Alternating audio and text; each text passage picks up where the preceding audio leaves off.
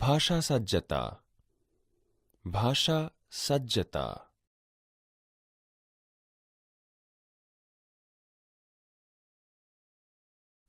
વિદ્યાર્થી મિત્રો, સંસ્કૃત ભાષાનો વ્યવહારમાં ઉપયોગ કરવા માટે આપણે ભાષા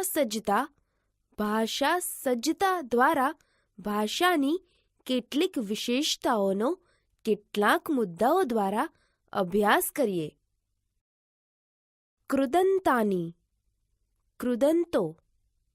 વ્યાખ્યા: ધાતુઓ એટલે કે ક્રિયાવાચક પદોને કૃત પ્રત્યય લાગવાથી જે રૂપો બને છે તેને કૃદંત, કૃત વત્તા અંત કહે છે.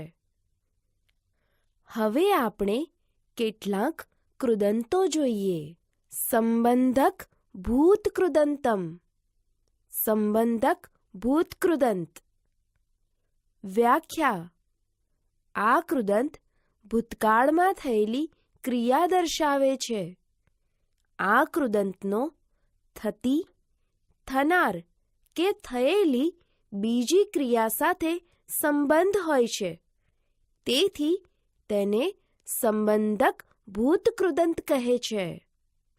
પ્રત્યય: ધાતુઓ એટલે કે ક્રિયાવાચક પદોને ત્વા, ઇત્વા, ટ્વા વગેરે પ્રત્યયો લગાડવાથી આ કૃદંત બને છે. આ કૃદંતો અવ્યયરૂપ હોવાથી તેમને ત્વાંત અવ્યયમ પણ કહે છે. જે ધાતુઓ એટલે કે ક્રિયાવાચક પદોની પૂર્વે પ્ર, પરા, અપ, સમ, આ વગેરે ઉપસર્ગ લાગેલ હોય તેમને ય કે ત્ય પ્રત્યય લાગવાથી સંબંધક ભૂતકૃદંત બને છે. આવા કૃદંતને લ્યબંત અવ્યયમ કહે છે.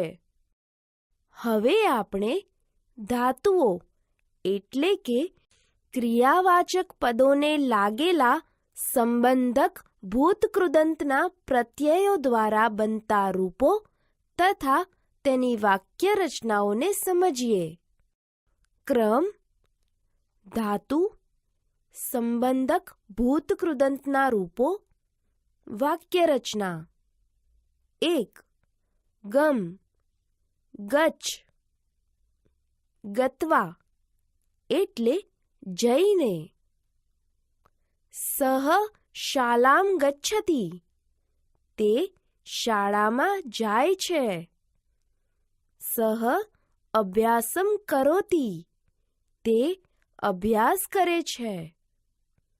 સહ શાલામ ગત્વા અભ્યાસમ કરોતિ તે શાળામાં જઈને અભ્યાસ કરે છે. 2. પઠ, પઠિત્વા એટલે વાંચીને. શિક્ષકઃ પુસ્તકમ પઠતિ શિક્ષક પુસ્તક વાંચે છે. શિક્ષકઃ કથામ કથયતિ શિક્ષક કથા કહે છે. શિક્ષકઃ પુસ્તકમ પઠિત્વા કથામ કથયતિ શિક્ષક પુસ્તક વાંચીને કથા કહે છે. 3. કૃ, કૃત્વા એટલે કરીને. મનોજઃ ભોજનમ કરોતિ મનોજ ભોજન કરે છે. મનોજઃ વિદ્યાલયમ ગચ્છતિ મનોજ શાળાએ જાય છે. મનોજઃ ભોજનમ કૃત્વા વિદ્યાલયમ ગચ્છતિ મનોજ ભોજન કરીને શાળાએ જાય છે. 4. સ્મૃ, સ્મૃત્વા એટલે યાદ કરીને.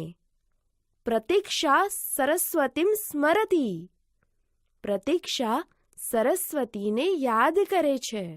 પ્રતીક્ષા અધ્યયનમ કરોતિ પ્રતીક્ષા ભણે છે. પ્રતીક્ષા સરસ્વતીમ સ્મૃત્વા અધ્યયનમ કરોતિ. પ્રતીક્ષા સરસ્વતીને યાદ કરીને ભણે છે. 5. ગમ ગચ્છ. આ ઉપસર્ગ વત્તા ગચ્છ આગત્ય એટલે આવીને. ભક્તઃ મંદિરમ આગચ્છતિ. ભક્ત મંદિરમાં આવે છે. ભક્તઃ ઈશ્વરમ ભજતિ. ભક્ત ભગવાનને ભજે છે.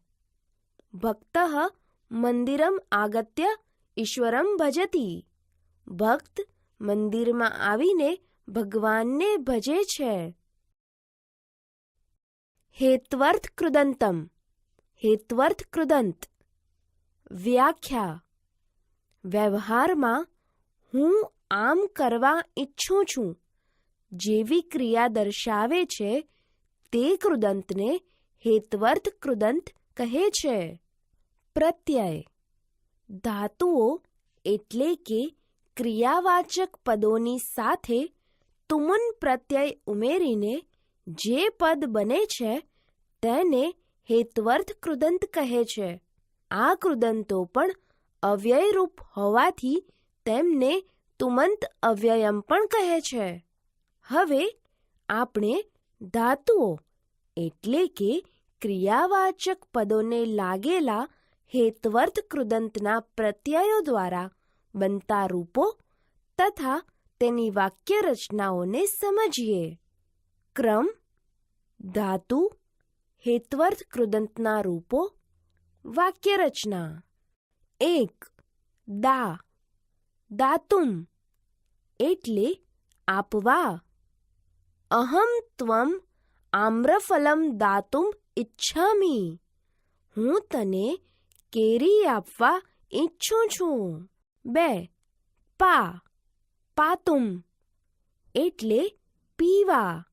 મમ ભગિની જલમ પાતુમ ઇચ્છતિ. મારી બહેન પાણી પીવા ઈચ્છે છે. 3. પઠ પઠિતુમ એટલે શીખવા.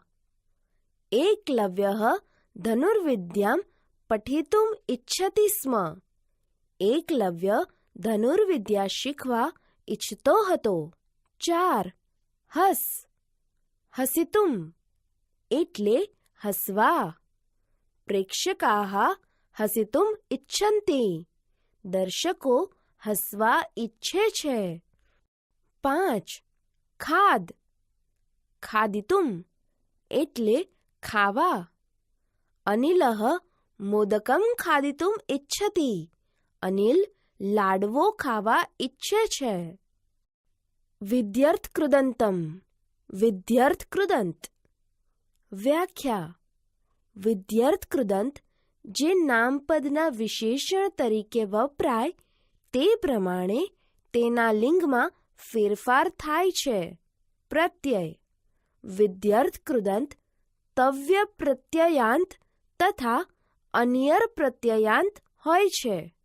હવે આપણે ધાતુઓ એટલે કે ક્રિયાવાચક પદોને લાગેલા વિધ્યર્થ કૃદંતના પ્રત્યયો દ્વારા બનતા રૂપો તથા તેની વાક્ય રચનાઓને સમજીએ.